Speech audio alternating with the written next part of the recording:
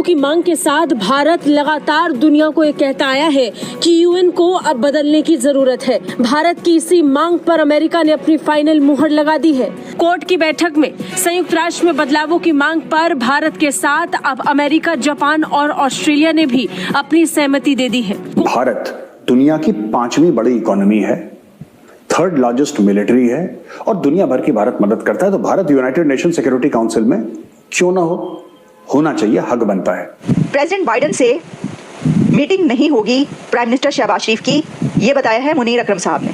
जबकि चंद घंटों के अंदर, एक रात और एक दिन के अंदर इंडिया के प्राइम मिनिस्टर नरेंद्र मोदी साहब की प्रेसिडेंट जो बाइडेन के साथ एक नहीं कई मुलाकातें अब तक हो चुकी हैं। तो इंडिया जो है उसका परमानेंट मेंबर बनता है तो वो उनकी कम्पिटेंसी पे और जो करंट सूरत हाल में उनकी स्टेबिलिटी, बेसिकली सारे फैक्ट्स एंड फिगर्स जो है वो उनको उनकी उस डोमिनेंस को जो है वो प्रेजेंट कर। और जो बाइडेन ने उन्हें स्पेशल दावत दी है। इस वक्त अगर आप देखे जाए तो मोदी साहब की लीडरशिप को दुनिया जो है मान रही है और अमेरिकन उनको सुनना चाहते हैं। दुबई जाते हैं, गल्फ कंट्री जाते हैं तो उनको दुनिया मोदी साहब को सुनना चाहती है। सर अच्छा जी, ठीक हो गया जी, मोदी साहब को सुनना चाहती है। देखें कि वही बात है कि जो जिसका दोस्त होता है ना वो उसी के पलड़े में आके बैठता होता है। 5 मेंबर है इसके permanent, 5 members, China, America, Russia, England and France. अब 4 तो भारत के पक्ष में हैं, चाइना इसको अड़ंगा डालता है इन चीजों।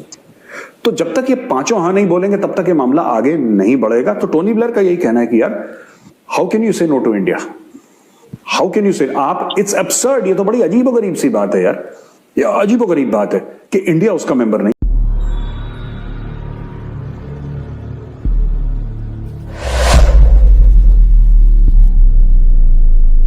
सिर्फ घोषणा नहीं हुई है बल्कि खुला ऐलान कोर्ट की इस बैठक में हो गया है।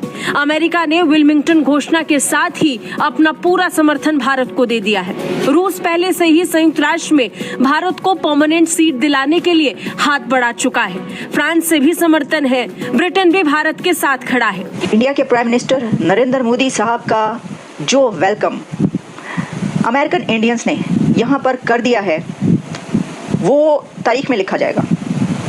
इतना वार्म वेलकम दिया गया है और प्रेसिडेंट बाइडेन मोदी साहब को लेने के लिए अपने घर से निकलकर उनकी गाड़ी तक पहुंचे और उनको लेकर सीधा अपने घर चले गए। उस डिनर में क्या हुआ है, डिक्लेरेशन क्वाड समिट का जो है वो क्या है।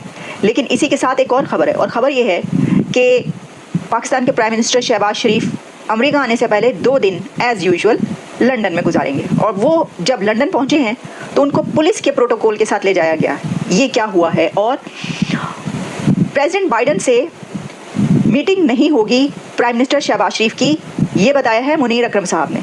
जबकि चंद घंटों के अंदर, एक रात और एक दिन के अंदर इंडिया के प्राइम मिनिस्टर नरेंद्र मोदी साहब की प्रेसिडेंट जो बाइडेन के साथ एक नहीं कई मुलाकातें अब तक हो चुकी हैं। फिर वो जब वहाँ से चलते हैं और वो पहुँचते हैं प्रेसिडेंट बाइडेन से मिलने के लिए, तो प्रेसिडेंट बाइडेन के घर वो अभी बाहर गाड़ी में मौजूद होते हैं। तो जो बाइडेन होते हैं वो अपने घर से निकल कर जाकर मोदी साहब की गाड़ी के पास उनको रिसीव करते हैं, उनको वेलकम करके घर के अंदर लेकर जाते हैं। फिर जनाब वहाँ पर चाय पी जाती है, उसकी तस्वीरें चल रही हैं। फिर उसके अलावा जो वहाँ पर ऑस्ट्रेलिया के प्राइम मिनिस्टर हैं फोमियो किशिदा और जापान के प्राइम मिनिस्टर, और ये वहाँ पर एंथनी ब्लिंकन भी मौजूद थे और भी कुछ स्टेट अथॉरिटीज़ वहाँ पर मौजूद थी जिनके साथ मुलाकातें होती हैं और डिक्लेरेशन आता है सामने। मैं तो ये कहती हूँ कि ये जो वेलकम हुआ है मोदी साहब का अमेरिका के अंदर, दैट इज़ अनबिलीवेबल। वो पहले तो हम देखते रहे कि मेलानी मोदी की सेल्फी ही वायरल होती रही, लेकिन अब तो पूरी दुनिया में ना ये एक क्रेज़ हो गया है मोदी साहब के साथ सेल्फी उतरवानी। और वो सेल्फी इतनी, हर बंदा यहाँ पर जो है डायस्पोरा इंडिया का, वो सेल्फी लेना चाहता था प्राइम मिनिस्टर के साथ। अच्छा, इसी के साथ फिर ऑटोग्राफ भी लिए जा रहे थे। और मैं आपको पहले ज़रा दिखाती हूँ, बल्कि मैं पहले आपको ये बताती हूँ कि जो डिक्लेरेशन आया वो क्या है। क्वाड समिट का जो डिक्लेरेशन है उसमें कहा गया, the 4-member quad is a force for good and is more strategically aligned then ever before. A joint declaration issued after the meeting of groupings leaders said. इसमें हमने देखा कि जब वो तस्वीर उतरवाने के लिए भी आए तो बाइडेन और मोदी जो हैं वो साथ साथ खड़े नजर आए और बाकी जो 2 लीडर्स हैं वो उन दोनों के साथ साइडों पर नजर आए हैं। तो मोदी बाइडेन बीच में लाइमलाइट में रहे।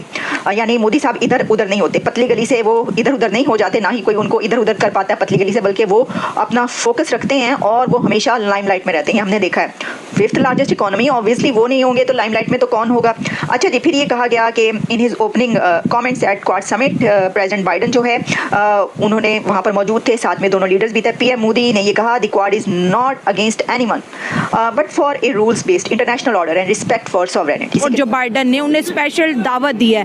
इस वक्त अगर आप देखे जाए तो मोदी साहब की लीडरशिप को दुनिया जो है मान रही है और अमेरिकन उनको सुनना चाहते हैं। दुबई जाते हैं, गल्फ कंट्री जाते हैं तो उनको दुनिया मोदी साहब को सुनना चाहती है। सर अच्छा जी, ठीक हो गया जी, मोदी साहब को सुनना चाहती है। देखें कि वही बात है कि जो जिसका दोस्त होता है ना वो उसी के पलड़े में आके बैठता होता है। जब इधर आपके इमरान खान साहब थे तो ये भी वाइट हाउस में गए थे, ठीक हो गया, और इनके लिए भी अमेरिका के लिए बड़े खुशाइन जज्बात थे। और जो इनका लेकिन बायलैटरल रिलेशनशिप तो हमारा नहीं है ना, वो तो इंडिया और अमेरिका का है। मिलिट्री एक्सरसाइज भी करते हैं, इन्वेस्टमेंट भी करते हैं, new India, digitalize India. Ma'am वो तो हर मुल्क ने देखना होता है ना। अगर हम यहाँ पे अपना एनवायरनमेंट अच्छा करेंगे, हमारे जो मुल्क के हुक्मरान है अगर वो अपना एनवायरनमेंट अच्छा करते हैं और वो अगर बाहर के लोगों को, ओवरसीज लोगों को, या एज आ हर मुल्क ही ये चाहता है कि अदर कंट्री के लोग उधर आके इन्वेस्ट करें। लेकिन आपने मोदी साहब का एक बड़ा कारनामा देखा, रशिया यूक्रेन के अंदर वॉर लगी हुई है, अमेरिका विजिट करते हैं, फिर रशिया जाते हैं, फिर यूक्रेन जाते हैं, फिर पोलैंड जाते हैं, फिर ब्रुनाई जाते हैं, हर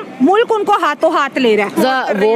उनकी तो लीडरशिप, इंडिया की लीडरशिप अमेरिका में बैठी हुई है। मोदी साहब के लिए आज हजारों लोग बैठे हुए थे, तालियां बजा रहे थे, और ट्रम्प बैठ के कान लगा के सुन रहा था, तालियां बजा रहा था। उनकी लीडरशिप तो ग्रो कर रही है ना। हमारे पास ये तो हमारे जो इधर के हुक्मरान है, ये तो फिर उनको देखना चाहिए ना। क्योंकि हम भी तो प्रमोट कर, क्या हमें प्रमोट चाहिए। अच्छा, इसमें यह कहती है पाकिस्तान टेररिस्ट प्रमोट कर रहे हैं। नहीं ऐसा किसका भी जवाब हमने टका के किसी को नहीं दिया। क्यों नहीं दिया? एक तरफ एक कंट्री है जिसके प्राइम मिनिस्टर को वो प्रेसिडेंट बाइडन अपने घर से बाहर निकलकर उनकी गाड़ी के पास आकर उनको गाड़ी से निकालकर अपने घर के अंदर लेकर जा रहे हैं। वहाँ पे गुड़ियाँ जो हैं वो सच्चियाँ थे, गुड़ियाँ जिसे कहते हैं ना दोस्तियाँ, हाथ में हाथ, बाहों में बाहें, चाय पी जा रही है और साथ ही उनको जो है खाने खिलाए जा रहे हैं मोदी साहब को।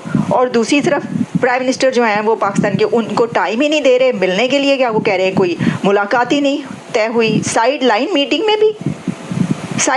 में भी जो है कोई मुलाकात तय नहीं हुई। और क्यों नहीं हुई, ये तो सोचने की बात है ना।